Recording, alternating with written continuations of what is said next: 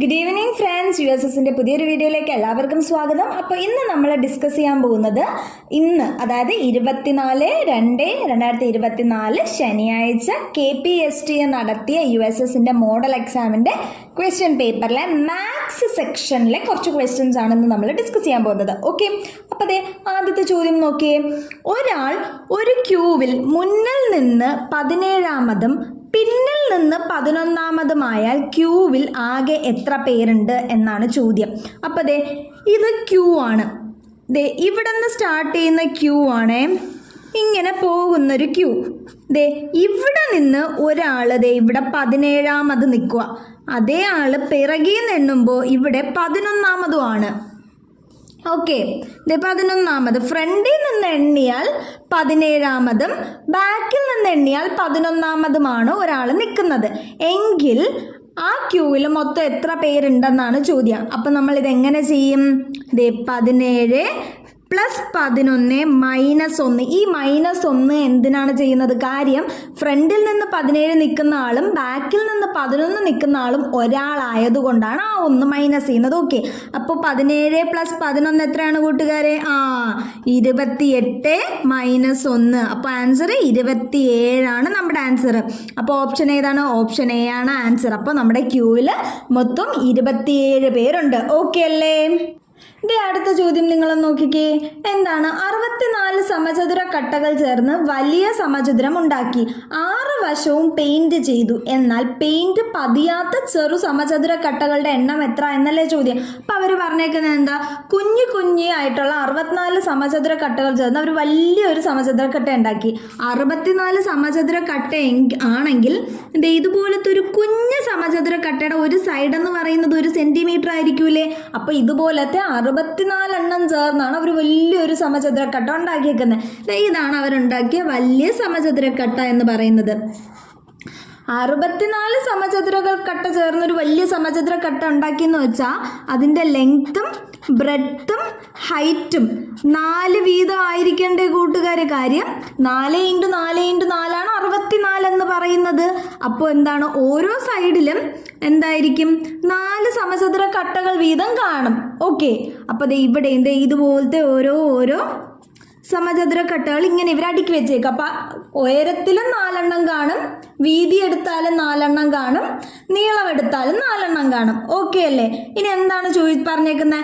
ഈ നമുക്കറിയാം സമചതുര കട്ടയ്ക്ക് 6 വശങ്ങളുണ്ടല്ലേ. ഈ 6 വശവും നമ്മൾ പെയിന്റ് അടിച്ചു. പെയിന്റ് അടിച്ച് കഴിഞ്ഞിട്ട് ഇവർ ചോദിച്ചേക്കുന്നത് ഇതിൽ പെയിന്റ് അടിക്കാത്ത ഭാഗം അതിൽ എത്ര സമചതുര കട്ടകളുണ്ട്.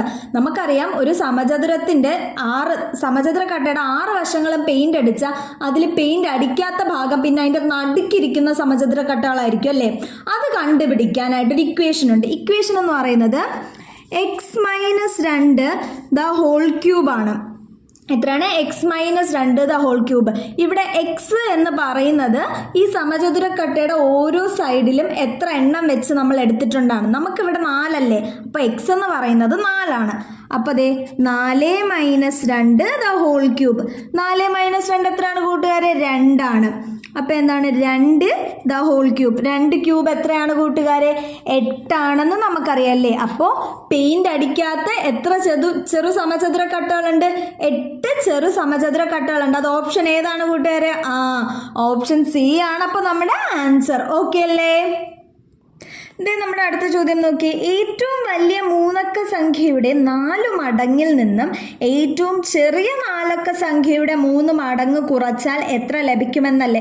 നമുക്കറിയാം ഏറ്റവും വലിയ 3 അക്ക സംഖ്യ ഏതാണ് കൂട്ടുകാരെ? 999 അല്ലേ. അപ്പോൾ ഏറ്റവും വലിയ 3 അക്ക സംഖ്യ എന്ന് പറയുന്ന 999. ഇതിൻ്റെ എത്ര മടങ്ങ്? 4 മടങ്ങ്. അപ്പം × 4ൻ്റെയും പിന്നെന്താ പറഞ്ഞേക്കുന്നത്? ഏറ്റവും ചെറിയ 4 അക്ക സംഖ്യയുടെ 3 മടങ്ങ്. ഏറ്റവും ചെറിയ 4 അക്ക സംഖ്യ 1000 ആണെന്ന് നമുക്കറിയാമല്ലോ. അപ്പം 1000 ഇതിൻ്റെ 3 മടങ്ങ് തമ്മിലുള്ള കുറച്ചാൽ എത്ര ലഭിക്കുമെന്നല്ലേ. അപ്പം ഇവർ തമ്മിലുള്ള ഡിഫറൻസ് എത്ര എന്നല്ലേ ചോദ്യം. ഇത് നോക്കി, ഇപ്പം ഈ 999 ഇൻറ്റു 4 ഗുണിച്ചാൽ നമുക്ക് കിട്ടുന്നത് എന്തായിരിക്കും? ദേ 3000 ഇത് ഗുണിച്ചാൽ നമുക്ക് കിട്ടും 3996 കിട്ടുന്നത്. അതിൽ നിന്ന് എത്രയാകൂ കുറയ്ക്കേണ്ടേ? ദേ 1000 ഇൻറ്റു 3 3000. അപ്പം ദേ നോക്കിക്കേ, 3996 നിന്ന് 3000 കുറച്ചാൽ എത്ര കിട്ടും? 996 കിട്ടും അല്ലേ? 996 നമ്മുടെ ആൻസർ. അത് ഓപ്ഷൻ ഏതാണ് കൂട്ടുകാരെ? ഓപ്ഷൻ ബി ആണ് നമ്മുടെ ആൻസർ. ഓക്കെ അല്ലേ? ഇതേ കൂട്ടുകാരെ അടുത്ത ചോദ്യം നോക്കിയേ. ചോദ്യത്തിലേക്ക് കടക്കും മുമ്പ് എന്താണ്, വീഡിയോ കണ്ടിട്ട് ഇഷ്ടപ്പെട്ടെങ്കിൽ ലൈക്ക് ചെയ്യുക. ഇതുവരെ സബ്സ്ക്രൈബ് ചെയ്യാത്തവർ പ്ലീസ് ചാനൽ കൂടെ സബ്സ്ക്രൈബ് ചെയ്യുക, നിങ്ങളുടെ ഫ്രണ്ട്സിനൊക്കെ ഷെയർ ചെയ്യുക. ഓക്കെ അല്ലേ? അപ്പോൾ ഇതെന്താണ്, ഈ ചോദ്യം എന്താണെന്ന് നോക്കി. ഒരു ചതുരത്തിൻ്റെ വീതി 2.6 മീറ്ററും പരപ്പളവ് 10.92 ചതുരശ്ര മീറ്ററുമാണ്. എന്നാൽ ആ ചതുരത്തിൻ്റെ നീളം എത്ര എന്നാണ് ചോദ്യം. നമുക്കറിയാം പരപ്പളവ്, അതായത് ഏരിയ എന്ന് പറയുന്നത് ലെങ്ത് ഇൻറ്റു ബ്രെഡ്ത്ത് ആണ്, നീളം ഇൻറ്റു വീതിയാണല്ലേ. അപ്പോൾ ഇതിൽ നിന്ന് നീളം കാണാൻ, ലെങ്ത് കാണാൻ എന്താണ്? പരപ്പളവ്, അതായത് ഏരിയ ബൈ ബ്രെഡ്ത്ത്. വീതി കണ്ടാൽ പോരെ കൂട്ടുകാരെ? നമുക്കതേ ഏരിയ എത്രയും തന്നിട്ടുണ്ട്? 10.92 എന്ന് തന്നിട്ടുണ്ട്. അതുപോലെ വീതിയോ 2.6 എന്നും തന്നിട്ടുണ്ട്. അപ്പോൾ ഈ 10.92നെ 2.6 കൊണ്ട് ഡിവൈഡ് ചെയ്താൽ നമുക്ക് എത്ര കിട്ടും? നമുക്ക് എത്ര കിട്ടും? 4.2 എന്ന് കിട്ടും. ഈ 4.2 എത്രയാണ്? ലെങ്ത് ആണ്. അപ്പോൾ മീറ്റർ ആണ് കിട്ടുന്നത്. 4.2 മീറ്റർ എന്ന് കിട്ടി. ഇത് ഓപ്ഷനിൽ ഏതാണ് കൂട്ടുകാരെ? ഓപ്ഷൻ ഡി ആണ് നമ്മുടെ ആൻസർ. ഓക്കെ അല്ലേ? ഇതേ കൂട്ടുകാരെ അടുത്ത ചോദ്യം നോക്കിയേ.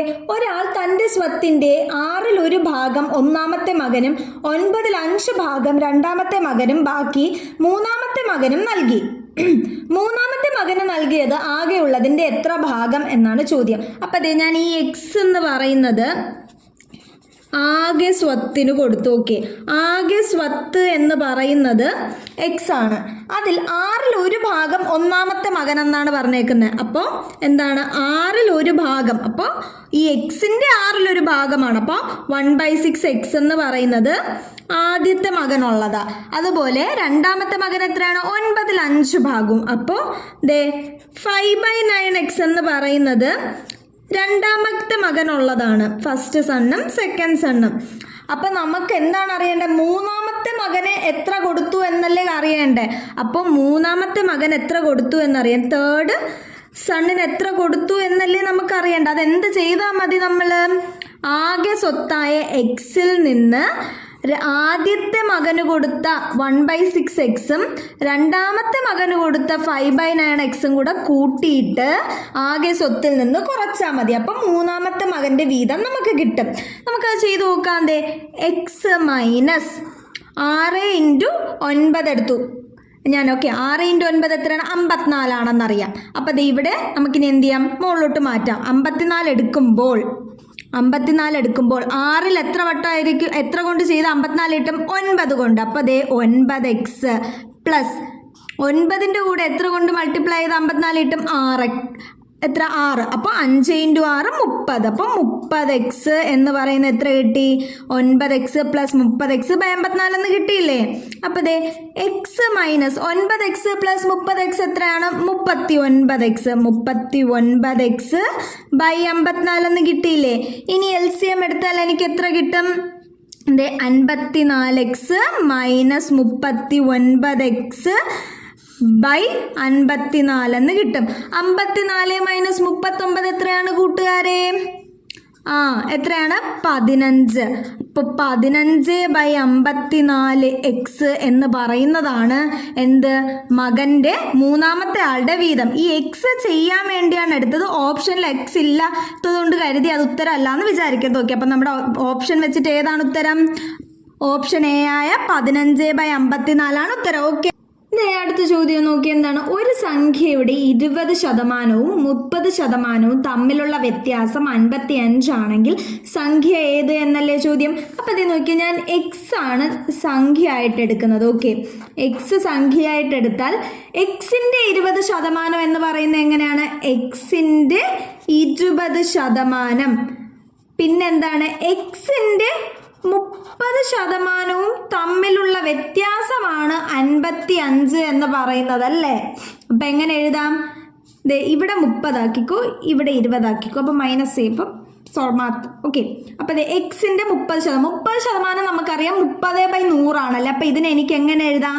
X into 30/100 minus X into 20/100 എന്നെടുത്തൂടെ. ഇതെന്ന് പറയുന്നത് 55 ആണല്ലേ. രണ്ട് പേരുടെ ഡിനോമിനേറ്റർ സെയിം. അപ്പം എനിക്ക് എങ്ങനെ എഴുതാം? 30x മൈനസ് 20x/100 എന്ന് പറയുന്നത് 55 അല്ലേ. എങ്കിൽ 30x മൈനസ് 20x 10x/100 എന്ന് പറയുന്നത് 55 അല്ലേ കൂട്ടുകാരെ.